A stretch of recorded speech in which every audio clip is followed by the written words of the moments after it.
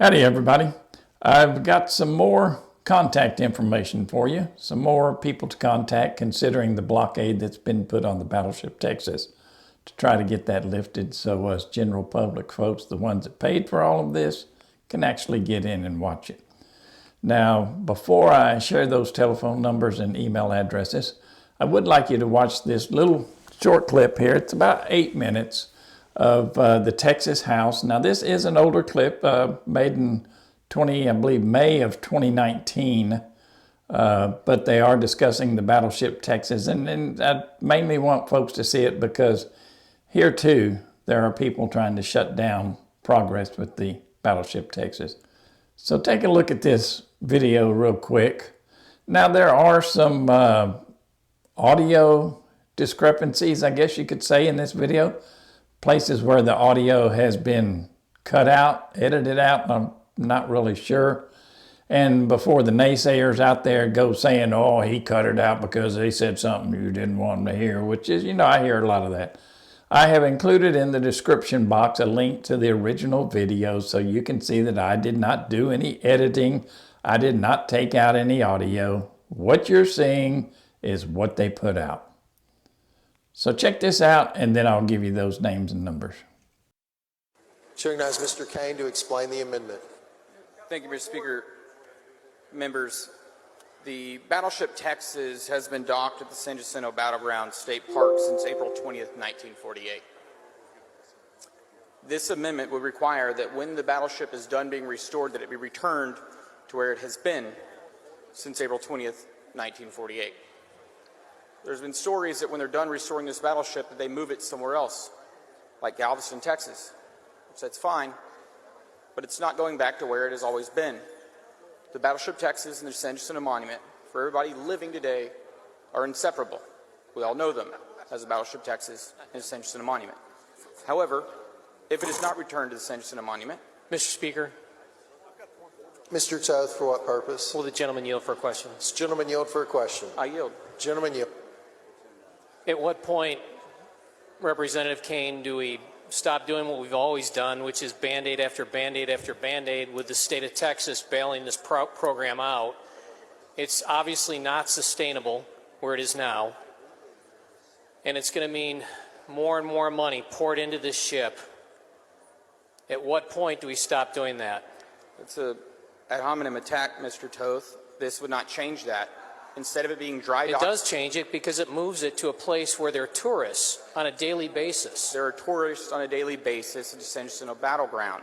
But it's not working, obviously, is it? No, sir. That's not, let me respect. My answer, no, sir, was not that it's not working. My answer, no, sir, is that you would allege that the state is pouring money into it. The battleship will be repaired. One, that is the problem. It then needs to be brought back. So in lieu of returning it to Galveston, it should go back to where it has always been, in Representative Mary Ann Perez's district, where it attracts tourism, where people come and see the San Jacinto Monument and the Battleship Texas. If you care about Texas history, sir, you would care that people might come see the Battleship Texas, and while they are there, they will learn about the Texas independence, and that matters. So it's not about a fiscal thing. It's about returning it to where it was. I hope you all are listening. We are planning right now, and you've been concerned, Mr. Toth, about the movement of the cenotaph. The Battleship Texas, USS Texas, BB-35, has always been at the San Jacinto Monument. That is where it should be in Mary Ann Perez's district, and is where it should remain after it is repaired. Moving that will not only hurt tourism, everyone knows them together. You're going to separate the two. You should not be okay with this. This is erasing history.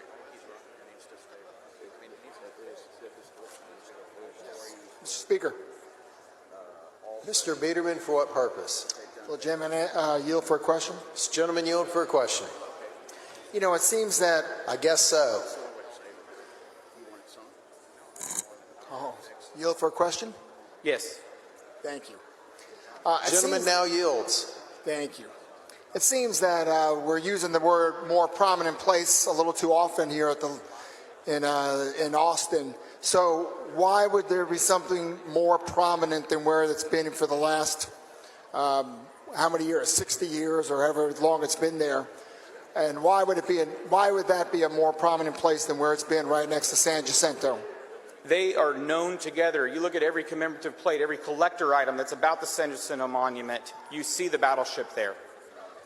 They're inseparable. And to do that would do a great deal of harm to Representative Perez's district. And I do plan to, move adoption at some point and allow her to address this issue. She was away on important business, so I needed to do this so that she could hear and do this. But this is just wrong.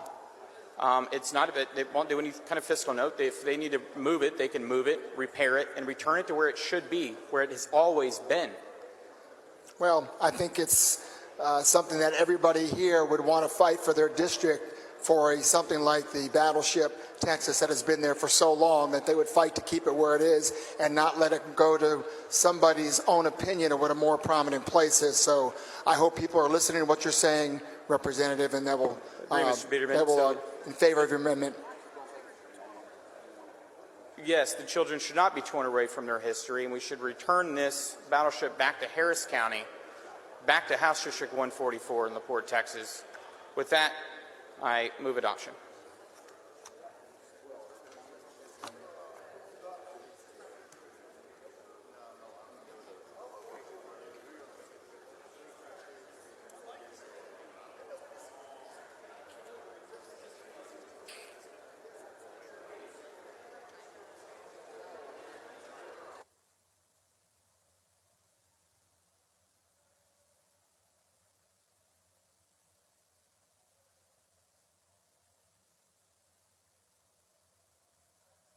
Chair recognizes Mr. Cyrier in opposition.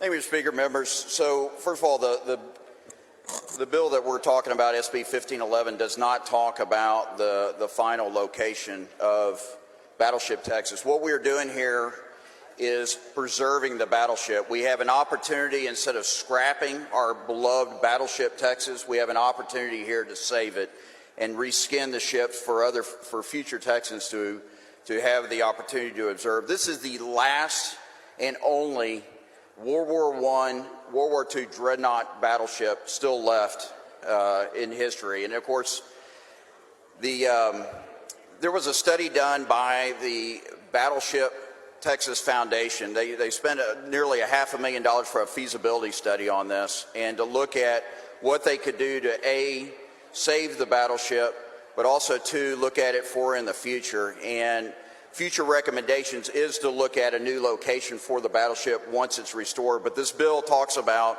is restoring the battleship, saving the battleship first and foremost.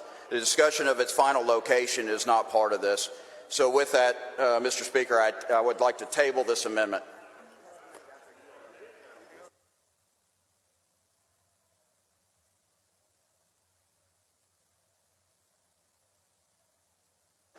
Chair recognizes Mr. Kane to close.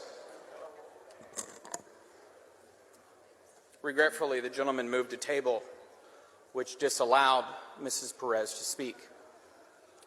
And so because the motion to table is not a vote on that amendment, I would ask that you vote against that motion to table so that you can hear Representative Perez give a reason why a Texas historical landmark, a treasure, the last dreadnought, be able to be returned to her district. Because he's moved to table, she's not able to give her words. So if you vote to table, you've silenced a member of this body. With that, I ask that you vote against the motion to table. Thank you. Record vote.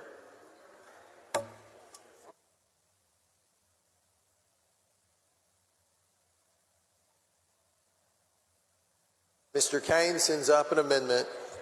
Mr. Cyrier has moved to table the amendment. Mr. Kane has requested a record vote. A record vote is granted. Those in support of Mr. Kane on his amendment need to vote no on the motion to table, and those in support of Mr. Cyrier in tabling the amendment need to vote aye. The clerk will please ring the bell. So Mr. Cyrier voting aye, Mr. Kane voting no. Ms. Perez voting no.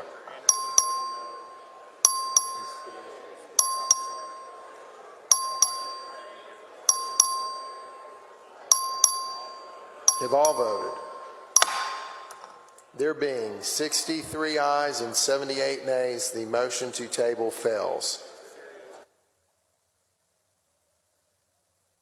All right. Now, I don't know if you got anything from all of that. I personally did.